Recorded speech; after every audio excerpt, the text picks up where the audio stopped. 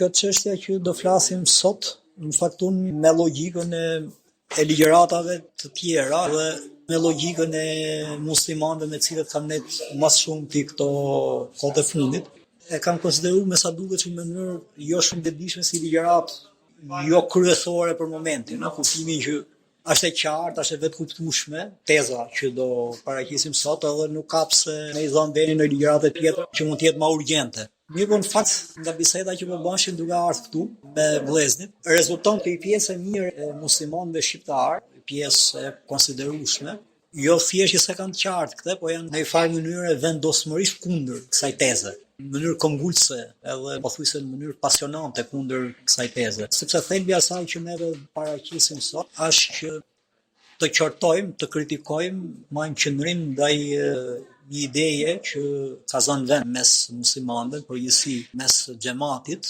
më shumë mes xhamatit në fakt se sa tek hoxhallar. Teza që muslimanët duhet të mos shpërqendrohen apo duhet të mos shpenzojnë kohë edhe intelekt në njohjen e asaj që quhet ndryshe dije mondane, pra dije e shkencave të zhvilluara nga njerëzit përgjatë gjithë historisë, pa bën një referencë posaçme ke Zoti. Pra ideja që qarkullon mes muslimanëve është të merresh me këtë dije është në rastin më të mirë shpenzim kohe, jo produktiv, i cili e pengon, e largon, i hyn hak kohës që muslimani duhet ja kushtojë fjalës Zotit edhe në përgjithësi asaj që quhet dije fetare.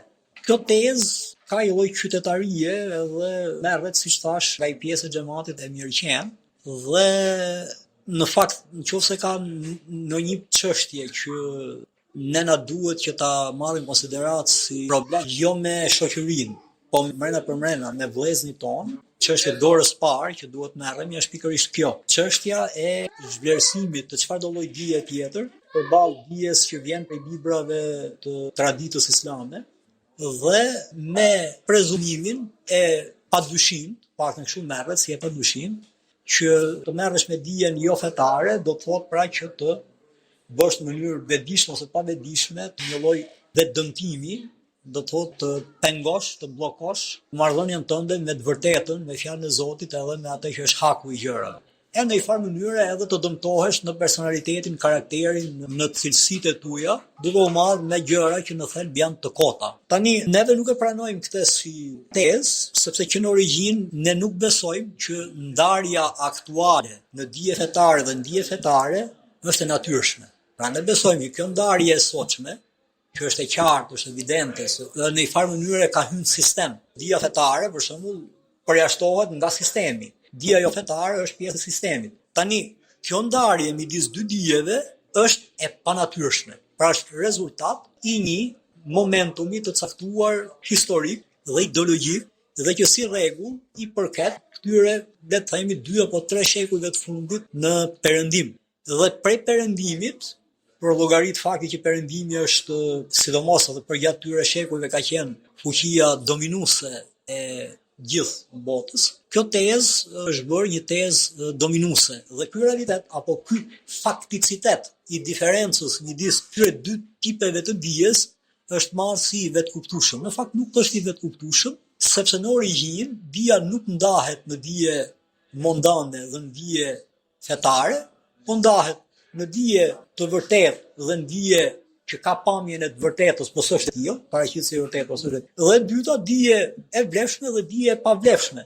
Dhe nuk do të thotë a priori se një dije është e pavlefshme meqense vjen nga një burim që është fetar, sepse ne kemi një hadith eksplicit për të, që e konfirmon që dija mund vijë edhe jashtë burimit fetar, hadithin e Buhurerës, që shejtani i ka thënë vërtetën midis është gënjeshtar. Pra, ne nuk mundemi që të mbrojmë si parim metodologjik që po nuk erdhi prej burimeve fetare, është a priori që në fillim që në origjinë është e gënjeshtër, sepse nuk ka as argument fetar për këtë, po s'ka as argument historik edhe as në fiqir apo në deduksion nuk rezulton që të jetë kështu. Pra, që në origjinë neve i kemi dhënë pamje normale asaj që është anomali. Pra, ndarjen aktuale të sistemit, që është një sistem skizofrenik, sistem ku jetojmë është skizofrenik. Pikërisht edhe për arsye se e ka ndarë dije. Dhe ne kemi përbrendsuar këtë ne si muslimanë. Duhet qenë pjesë e këtij sistemi. Dhe kemi pranuar këtë kurth që sistemi e ka ngrit. Pse e ka ngrit? Sepse duke e ndarë dije, e ka shndruar këtë në çështje pushteti. unë që kam dijen e vërtet, dijen që vjen prej shkencave, sepse ndarja që i ka bërë sistemi dijes në dije fetare dhe në dije jo fetare, është një ndarje, le të themi, me dredhi, sepse mbështetet, kush nuk du që ta kaloj në referenca, po e them si të vetë kuptueshme këtë, dihet që kur është ndarë kjo punë, kur është ndarë kjo dije kështu, është ndarë me prezumimin që dija fetare është a priori mitologjike dhe është e pavërtetueshme. Pra nuk është diçka e cila mund të kalojë nëpërmjet filtrit të vërtetimit përmes përvojës apo arsyes njerëzore, dhe për këtë arsye ato që morën në një moment sistemin dorë e deklasifikuan duke futur në rendin e ligjërimeve legjendare apo folklorike apo mitologjike. Duke bërë këtë me rregull treshi në një farë mënyrë prej vetvetiu nxorën si të vetkuptueshme vërtetësinë apo besueshmërinë e dijes që nuk janë nga feja. Kjo ndarje është bërë me siguri për arsye pushteti.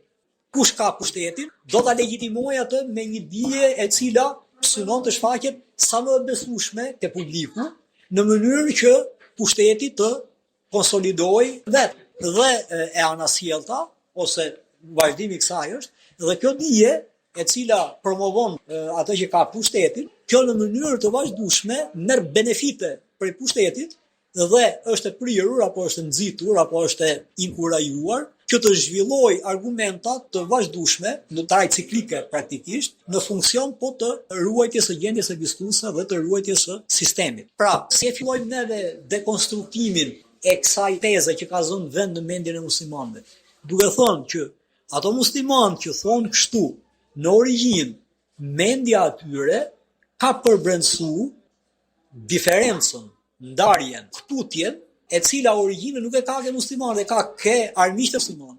Dhe muslimanët në mënyrë të pavetdijshme e kanë përbrendsuar, kanë bërë vetëm këtë mënyrë të konceptimit të dijes dhe pasi e kanë përbrendsuar, kanë kujtuar dhe vazhdojnë kujtojnë se kjo është e natyrshme dhe momenti që e kanë bërë të natyrshme, ti s'ke ku shkon pastaj. Po që se kjo ndarje ekziston, atëherë ti do thuash që vlen dija fetare, ti je besimtar, vlen dija fetare dhe s'vlen kjo dija. Ose do duhet që të bësh një operacion tjetër, do duhesh ta kishin bën të operacionin tjetër. Ka ardhur momenti dhe un jam këtu në një farë mënyrë zëdhënës moment të kësaj kërkesë tjetër, që në momentin kjo ndarje tashmë ka ndodhur dhe është kalcifikuar në një farë mënyrë, ka ardhur momenti bëjmë përpjekje për ta bashkuar, për ta kapërcyer të ndarje dhe për ta unifikuar edhe herë dijen. Ky është problemi i muslimanëve sot, ky është problemi i xhamatit. Ne jemi të thirrë për të unifikuar atë që në mënyrë të panatyrshme është ndarë. Dhe ndërkohë pra siç thash kemi rënë në kurthin që kjo ndarje është e vetkuptueshme dhe mrena përbrendësimit të kësaj i bëjmë në mënyrë të vazhdueshme hizmet dijes fetare, në një farë mënyrë duke i bërë kashillok dijes tjetër, e cila është dija e cila mban këtë sistemin. Në këtë mënyrë ne nuk kuptojmë që çka kemi bërë. Kemi neglizhuar mundësitë tona për ta dobësuar, për t'ia bërë sistemit të vështirë jetën dhe për praktikisht për me e dekonstruktuar dhe me e rrëxuar atë. Pse? Sepse në rëkuar nuk merremi me burimet e legitimitetit të sistemit. Merremi vetëm me legitimimin e dijes tonë. Ky legitimim shkon si legitimim paralel me legitimimin që sistemi i bën vetes vet me dijen e vet, dhe ne jemi këtu në realitete paralele. Ky është problemi jonë. Dhe çështja është që ne jemi të pavetdijshëm për këtë dhe e marrim si të vetkuptueshme këtë dhe kush është produkti i kësaj është shifë shkruaj. Muslimanët janë të parëndësishëm. Muslimanët janë të parëndësishëm në Shqipëri dhe besimtarët janë të parëndësishëm si rregull kudo që janë të shpërndarë nëpër botë. Si rregull besimtarët në të gjithë botën qeverisen nga sisteme të cilat ku më shumë ku më pak janë shumë larg asaj që vjen me të vërtetë si parimësi dhe si ligjësi për qeverisjen dhe për administrimin e asaj që është publike dhe asaj që është e vlefshme për muslimanët, për xhamatin, për umetin përgjithësi, është shumë larg burimeve që e përcaktojnë. Për një mijë arsye që s'është rasti, po edhe sikur t'ishte s'do t'i thoshim dot, sepse janë të shumë. Do themi edhe fjalë tjera më mbrapa, po në një farë mënyrë do mjaftonte edhe vetëm sa kaq fashë, edhe ta lija me kaq. Pra, ndarja dije mundane, jo fetare dhe dije fetare është një ndarje artificiale, është një ndarje e panatyrshme, është produkt historik i një momenti të caktuar të historisë së perëndimit, përmes fuqisë së tij të kontrollit mbi praktikisht pjesën më të madhe të botës, të lloj ndarje e ka normalizuar si të vetkuptueshme edhe për pjesën tjetër të njerëzve, edhe për qytetërimet e tjera, e duke bë kështu që edhe muslimanët e parazjellë muslimanët në mënyrë më të çuditshme, muslimanët duhet ishin të fundit që duhet bishin në këtë kurth, kanë rënë të parët brenda këtij kurthi dhe pasoja e kësaj është nëse ky proces i ndarjes dijes epistemologjike, do thotë me supozimin e papajtueshmërisë midis tyre. Pra, nëse ky realitet i ndarjes së dijes në perëndim ka emrin laicizëm, neve me një pasqyrë të kthyer me këtë poshtë jemi përgjigj perëndimit po me laicizëm. Ndërsa laicizmi thotë ndahet dia dhe vlen vetëm dia ime dhe s'vlen dia të tjerëve, ne themi ndahet dia dhe vlen vetëm dia jonë dhe s'vlen dia të tjerë. Çështja është që përtej faktit se sa vlen edhe se kysh mund të jetë e vlefshme dhe sa mund të jetë e vlefshme, dia tjetër që nuk vjen prej burimeve fetare dhe tu ka gjithmonë vend për me e filtru këtë dije, çështja është që përveç këtij fakti, ajo që është më pikëlluese është që neve nëse bëjmë laicizëm për karshfillok ndaj laicizmit të atyre që s'janë musliman, kemi rënë në një kurth të dyfishtë, kemi rënë dhe në kurthin e atyre që janë të subordinuar. Pra, janë subjekte të sistemit, janë të nënshtruar ndaj sistemit, janë të kufizuar për sistemit, janë të kontrolluar për sistemit. Dhe nëse ti bën laicizëm në emër të dijes tënde duke tentuar ta ndash atë sa më shumë të jetë mundshme nga çdo lloj dije tjetër, atëherë ti thjesht ke bërë paradoksalisht mundshme që dija e vërtet ta humbas fuqinë e saj, ta humbas kapacitetin e saj subversiv, do të thotë dekonstruktues ndaj sistemit, ndaj tabutit kudo që ai gjende, nga përdorimi i gabuar që ne i bëjmë dijes vërtet, ajo dije të paraqitet sikur e konservon gjendjen inferiore të muslimanëve si një gjendje të vetkuptueshme dhe që ka pse na bëj përshtypje apo të përpiqemi që ta ndryshojmë. Kur po vishim si thash, kur po vishim për këtu me vëllezërit, bëm një muhabet të ngjashëm me vëllezër prej nesh, prej xhamatit ton, të cilët thonë që marrja me dijen mondane është me siguri humbje. Sepse me një interpretim naiv dhe shumë të pa qëlluar, bëjnë analogji të pa le të themi shumë të rrumbullakosme, dhe thonë që sahabët, Muhamedi alayhis salam po sahabët dhe tabiinët, brezat e parë, nuk u morën fare me dijen e persianëve edhe të kristianëve. Ku e nxirri juve këtë? Pse duhet kjo? Pse u dasha që muslimanit merret me këtë dije? Sepse sapo e thamë, ne do merrem me këtë dije për aq sa aty ka gjëra të vërteta të përfitojmë, po dhe pa pas të si qëllim kryesor, ky le të jetë, le të themi, efekt ansor i kësaj. Po ne do merrem me dijen mondane me qëllim që ta dekonstruktojmë, ta dobësojmë, t'ja heqim asaj vërtetësinë, t'ja heqim asaj kapacitetin, potencialin legjitimus të sistemit. Ti nuk mund ta bësh të duke fol me vete. Do ta bësh duke dialoguar me tjetrin, ti s'mund dialogosh me tjetrin duke mos e ditë se ku janë rrënjët e bindjeve të tij dhe mënyrës se si ai kupton gjërat. Dhe pra, ideja është që kthehemi, pra ka analogjia që pamjet parë duket kështu, e padyshim. S'janë marrë sahabët me këtë punë, as tabiinët, as tabiinët, brezat më të mirë. Çështja është që sahabët nuk kanë marrë me këtë punë se sahabët luftuan. Sahabët luftuan. Kishin dijen e Zotit, atje përballë ishte dija pa vërtet.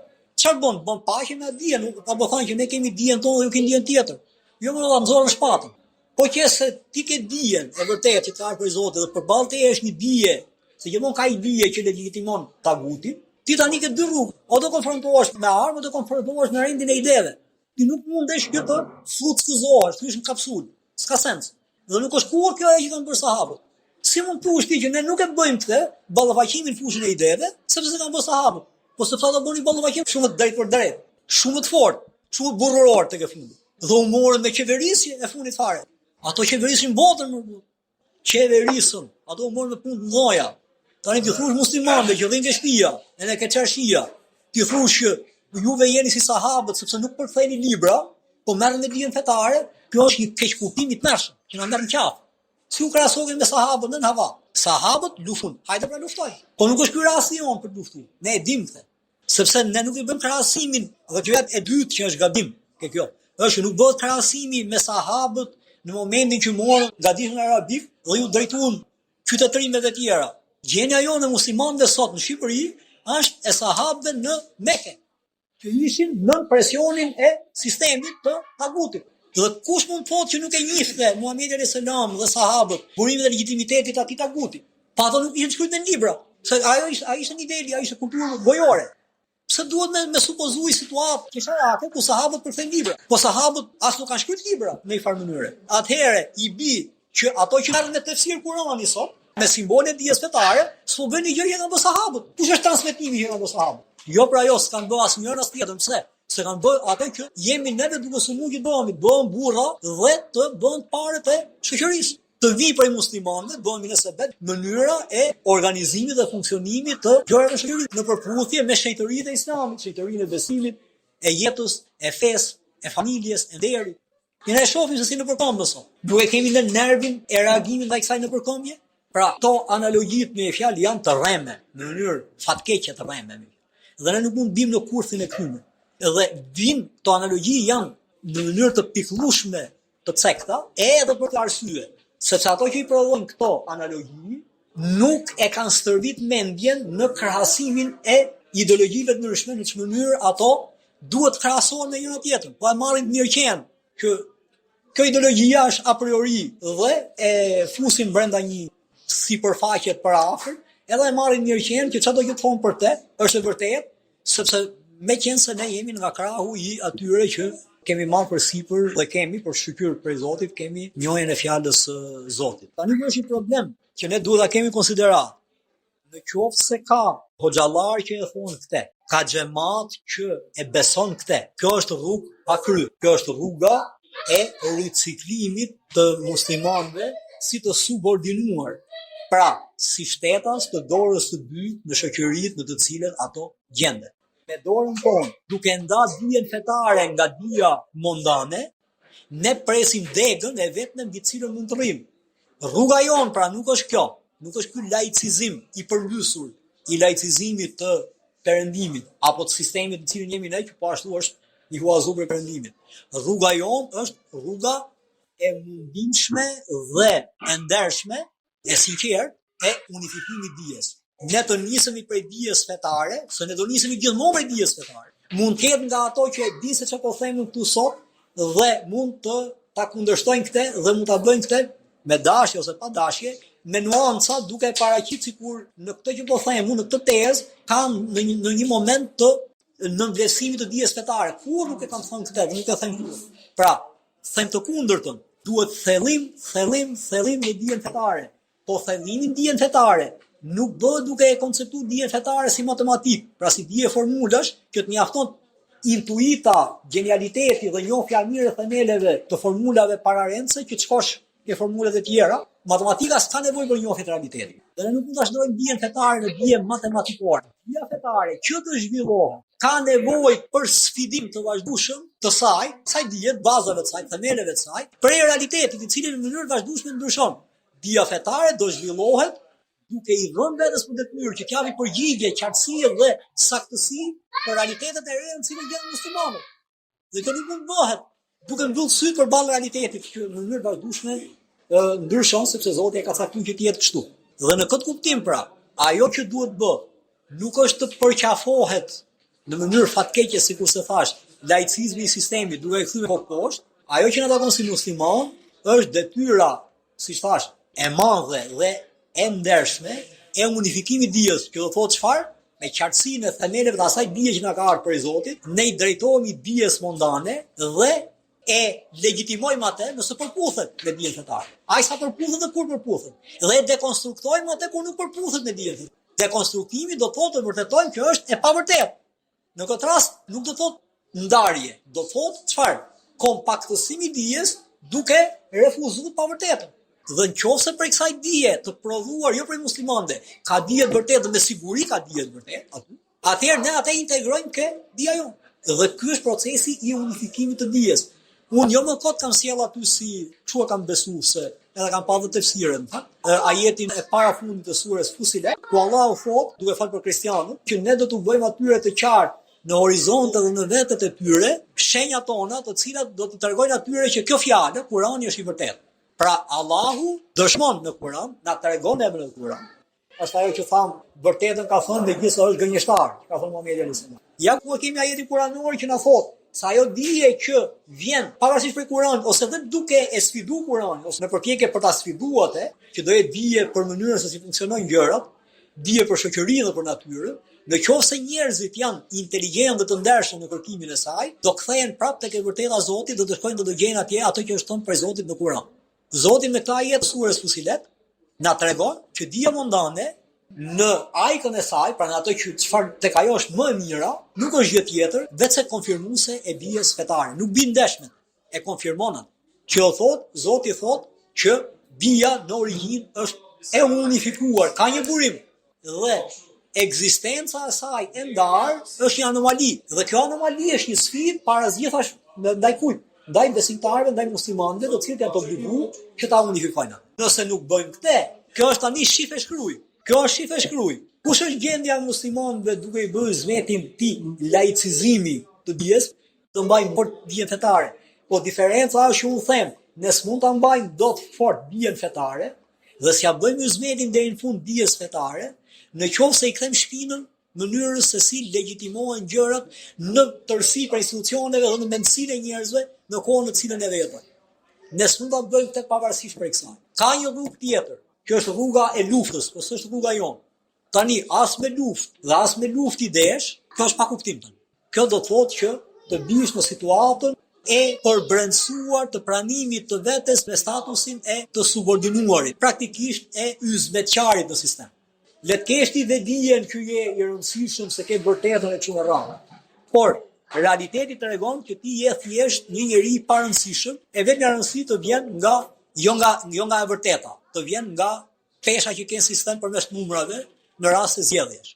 Ai sa ka rëndësi shërbëtorët në një sistem ku shërbëtorëve konvencionalisht ju ka dhënë një fuqi e vockël, një herë në 2 apo herë në 4 vjet, përmes ponderimit me përcaktuar me demek pëlqimi i tyre se kush do qeverisi, se ne dimë që kjo sot as nuk po ndodh se ka vite që Shqipërisë bëhen zgjedhje po vjedhë ose paracaktohen paraprakisht. Duhet sqaroj edhe diçka tjetër, se përmenda ja 2 herë Kalimthi dhe ndoshta nuk është kuptuar mirë. Pra, është e sigurt që muslimanët, sipas thelbit metodës profetike, nuk munden që të ngrenë dorë kundër shoqërisë tyre, nuk luftojnë, nuk bëjnë luftë me shoqërinë e tyre. Muslimanët me popullin e tyre nuk luftojnë.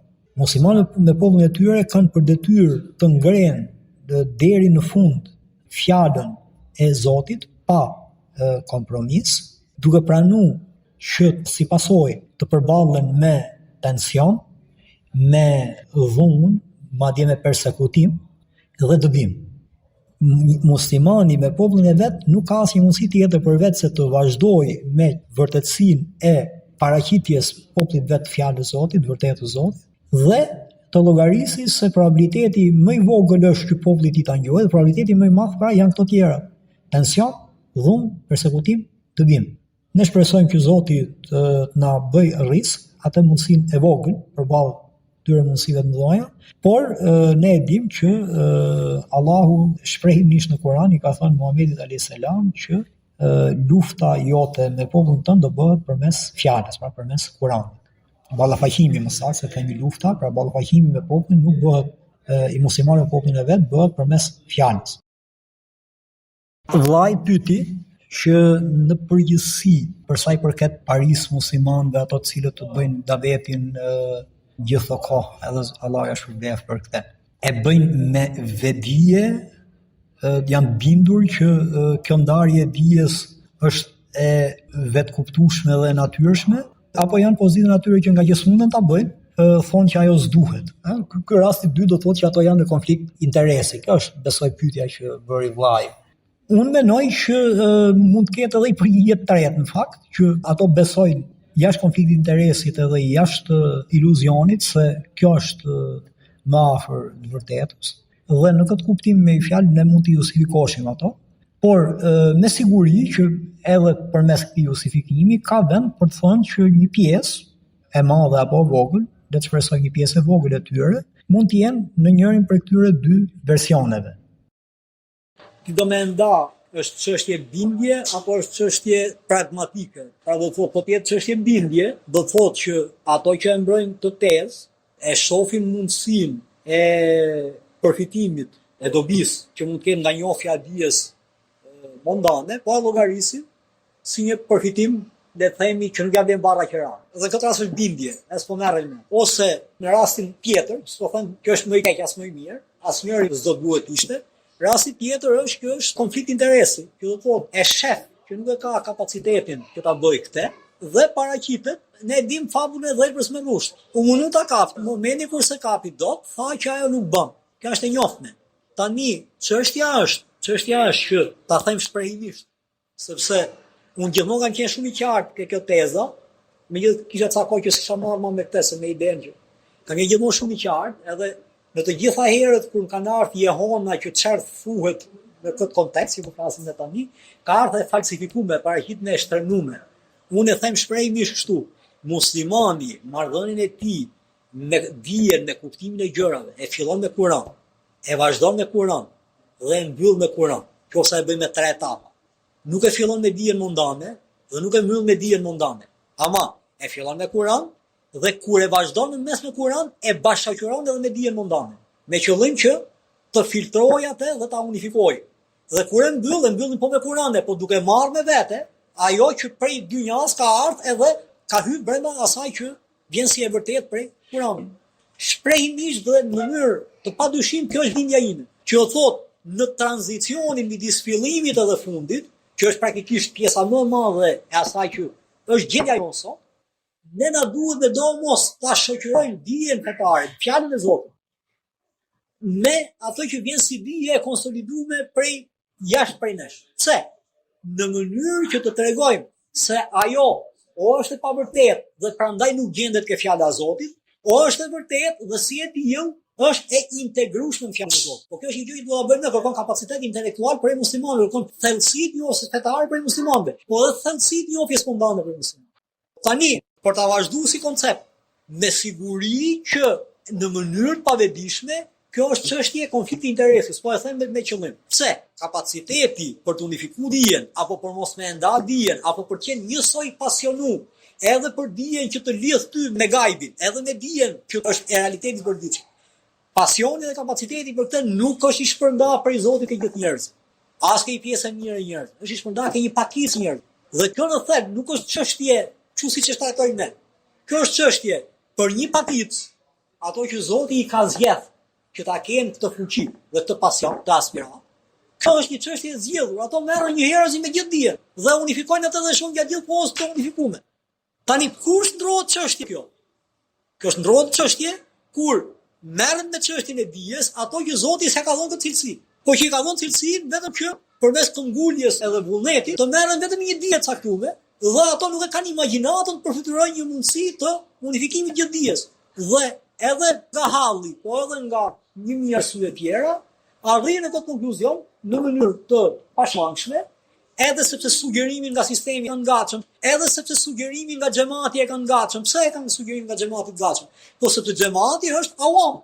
Dhe ato as nuk e kuptojnë fare çfarë do të thotë që të unifikosh dije, se si dija mund të jetë ndame, ai do di vetëm si falet namazi, si agjërohet, mos lajthisi këtë çështje të bazë të adhurimit Zotit, që mjafton aq sa di një hoxh, dhe kështu i bie që të jetë të nxjerrë ka parë, për fat keq. Edhe që ta mbyll, inshallah, gjëja fundit që doja të thoja është për të shpjeguar atë titullin e ligjëratës, laicizimi i mendjes. Logjika është kjo: mendja është krijesë e Zotit, dhe Zoti ja ka dhënë mendjen njeriu që të njohë. Kapaciteti i njohjes së mendjes është nga mrekullitë më të mëdha të Zotit, që arrin neve të njohë. Dhe mendja e njeriu njeh në mënyrë, le të themi, organike. Pra mendja përballet me gjëra dhe mund të jetë i njohja. Mendja njerëzore nuk ka një njohuri paraprake, strukturim paraprak, i cili t'i thotë se me këtë dijen do merr dhe me këtë dijen s'do merr. Po të shohim mendjen e fëmijës, një apik edhe për hambën, edhe për detin, edhe për luden, edhe për syun, për çdo gjë. Në fitrën e vet. Tani çfarë noh, sepse duhet e theksu këtë. Kjo diferenca midis njerëzve që janë me vërtet zotët e mendjes dhe shumicës, sepse kjo është diferencë e rëndësishme. Ne kemi ngecë ideja e barazisë. Barazia është në drejtsinë e Zotit dhe në përpjekjen që njerëzit duhet bëjnë, po jo në shpërndarjen e dhuntive, sepse nuk ka bëj njësoj Zoti krijesat e vet. Dhe që ta konkludojmë, në momentin që shumica e njerëzve kur arrin një moshë caktuar që duhet të çalltisin, punojnë, martohen, bëjnë familje, kështu me radhë, menja atyne nuk ka më kohë të ushtrohet me njohjen tërësore siç Zoti ja ka dhënë origjinë, sepse nuk është caktuar që ta bëjë këtë mendja atyre, dhe mendja atyre ndahet dhe zgjedh me çfarë gjëra merret. Kaq. Po këto e bëjnë, pjesa më e mirë e këtyre e bëjnë duke thonë që kemi neve, se kush e bën këtë punë që s'po bën mendja jonë. Kush e bën? Edhe pa që besimtar, po e bën dietar. Po që besimtar, po e bën dietar, po që jo besimtar, po e bën shkencëtar. Dakor? Edhe shkencëtarët e perëndim, edhe dietarët e kanë specializuar dijen dhe kanë pranuar të merren vetëm me llokma të caktuara të saj. Duke bërë një lloj rezonimi me dorëheqjen prej njohjes që ka bërë shumica e njerëzve, dhe këto kanë bërë një dorëheqje më të fisme në një farë mënyre në emër të kujt? Të specializimit dhe të thellimit të posaçëm të një dije caktuar. Do ta bënë në emër të sipërfaqësisë, ne jemi sipërfaqëshëm. Kaq kemi ne. Do thonë jo ne jemi të thelluar, por që të thellohemi kemi nevojë që të shmangim një pjesë të objektit të njohjes. Kush është pasoja e kësaj? Pasoja e kësaj është që mendja e këtyre njerëzve që Zoti ja ka dhënë dhuntin, se njeriu i rëndom me një ati fregjun kollaj dhe ai nuk e ndjen këtë ndarje të mendjes, po ke njeriu që Zoti i ka dhënë fuqi mendore të lartë, që ai të ndaj dijen dhe dije që duhet merret, dije që s'duhet merret, duhet përpara të ndaj mendjen e tij. Pra duhet të bëjë një lloj operacioni që mendja e tij të mos punojë në mënyrë integrale, të merret me gjithçka që e ndihmon atë të thellohet të kuptimi i gjërave, po mendja e tij në origjinë punon me kapacitet të pjesshëm, pra vetëm me atë pjesë që e ka mësuar që të merret vetëm një pjesë të dijes. Kjo ndarje e mendjes është reflektimi brenda njeriu të asaj që ne e quajmë laicizim. Ndarja e dijes jashtë sjell si pasojë ndarjen e mendjes në këtë rast të besimtarit brenda, dhe kjo është gjendja në cilën ne ndodhemi dhe që më vjen keq që ta quajmë këtë smundje, ta emërtojmë me emrin pra laicizimi i mendjes, me të cilën kemi detyrimin të merremi për ta shëruar, sepse shërimi i mendjes së muslimanëve është rruga përmes të cilës do ecim drejt përmirësimit të gjendjes së muslimanëve, dhe jo vetëm por përmirësimit të gjendjes së shoqërisë ku ne jemi. Allahu e shpëton.